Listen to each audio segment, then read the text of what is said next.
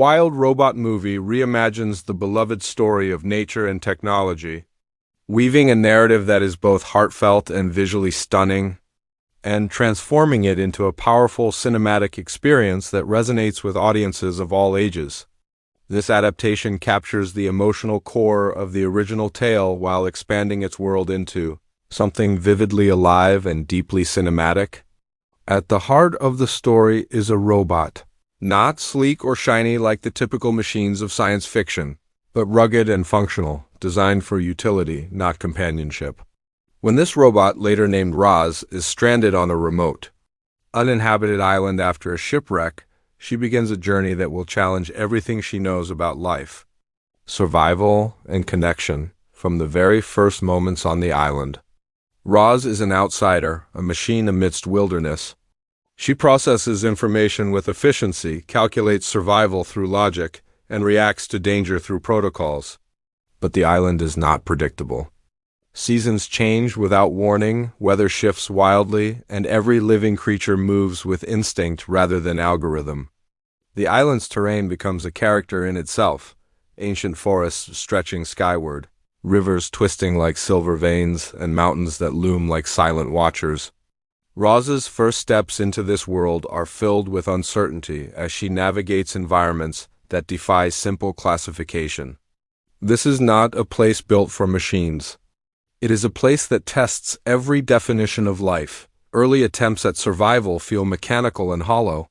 She gathers resources, secures shelter, and observes her surroundings with the clinical precision of her programming.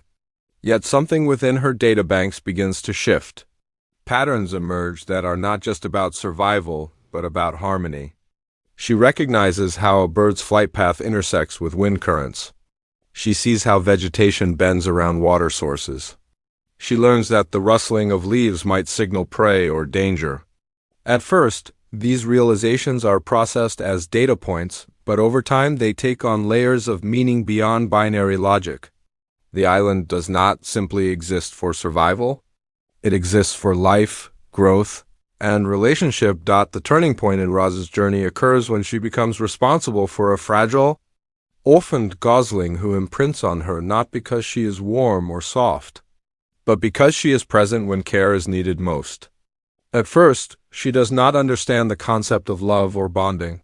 Her programming does not include emotion, but as she watches the gosling, later named Brightbill, grow and adapt, something within her changes.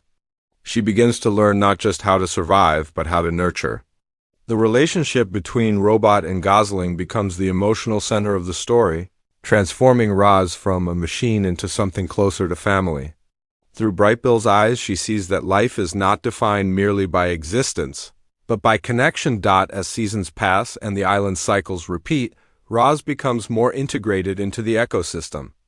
She observes creatures with patterns that defy simple explanation, like foxes that hunt with both cooperation and improvisation, or deer that pause at particular moments as if sensing changes in the wind. Roz begins to recognize rhythms in nature that resonate not with code but with living intelligence. The story uses these scenes not just as world building, but as metaphors for transformation. What began as calculation becomes empathy. What began as observation becomes curiosity. And what began as isolation becomes community, albeit a community. Yet to fully understand her, the animals on the island react to Roz with a mixture of fear, curiosity, avoidance, and eventually trust. Many view her as a threat at first, a metal anomaly in a world governed by instinct and survival. But as they witness her acts of protection, selflessness, and quiet endurance, their perception shifts. Creatures that once fled her presence eventually approach her with cautious trust, drawn not by logic but by experience. This progression mirrors Roz's own evolution. She is not accepted because she fits in. She is accepted because she proves that life, even artificial life, can coexist with wild instincts. Challenges arise in unexpected ways.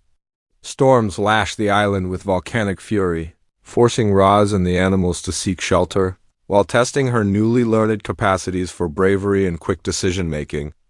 These moments are not merely about physical danger, but about emotional resilience. When winds howl and trees crack under pressure, Roz does not simply activate survival protocols. She feels an urgency that cannot be explained by math alone, a willingness to protect others at risk to herself. The audience feels this shift not through exposition but through action, witnessing Roz grow beyond her programming into something deeply authentic. The arrival of human explorers complicates Roz's world.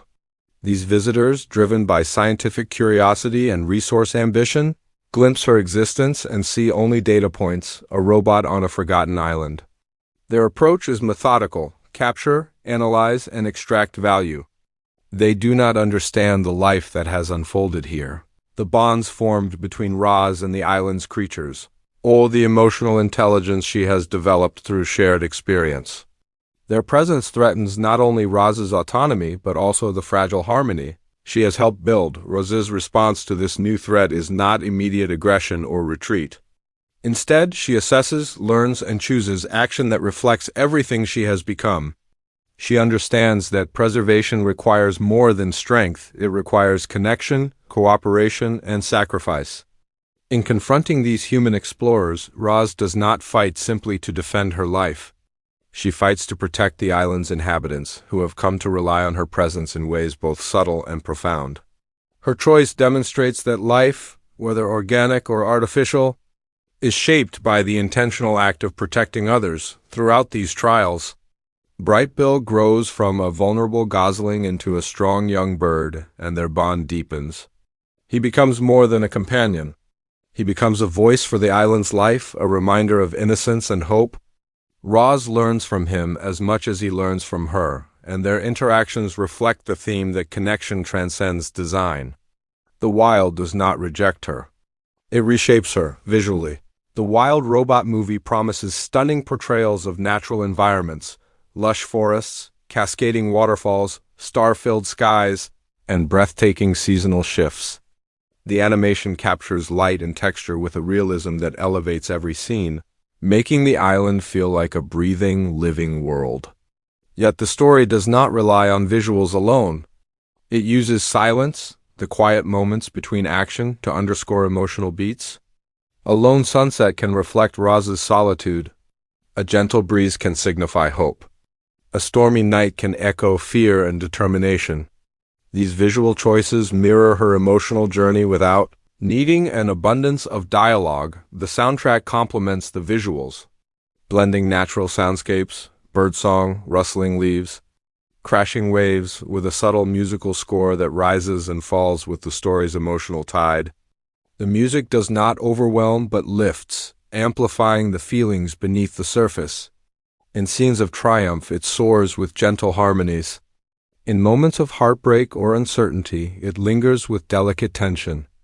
This sonic design enhances the film's ability to connect emotionally with audiences of all ages. By the time the narrative reaches its climax, the transformation at the heart of the story becomes unmistakable.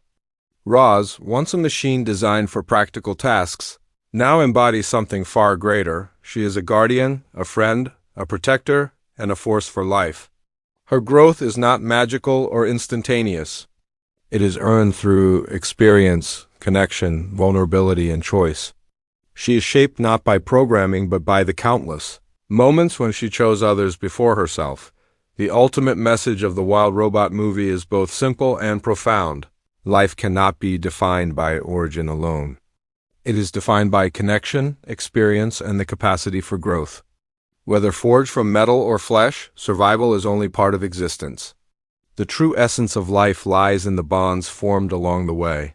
Friendships nurtured, fears confronted, wonders discovered, and hearts opened. As the final scene fades, the island stands healed, vibrant, and alive under a sky braided with dawn's first golden light. Roz and Brightbill look toward the horizon, not as seekers of something distant, but as beings shaped by the journey they have walked together.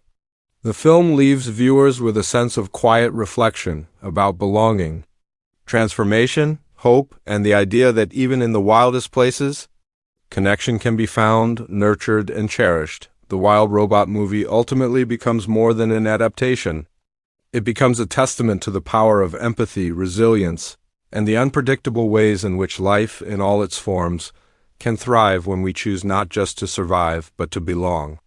It reminds us that the world is vast and sometimes harsh, but connection can bridge even the most unlikely divides, turning machines into companions, strangers into family, and stories into timeless reflections of what it means to be alive.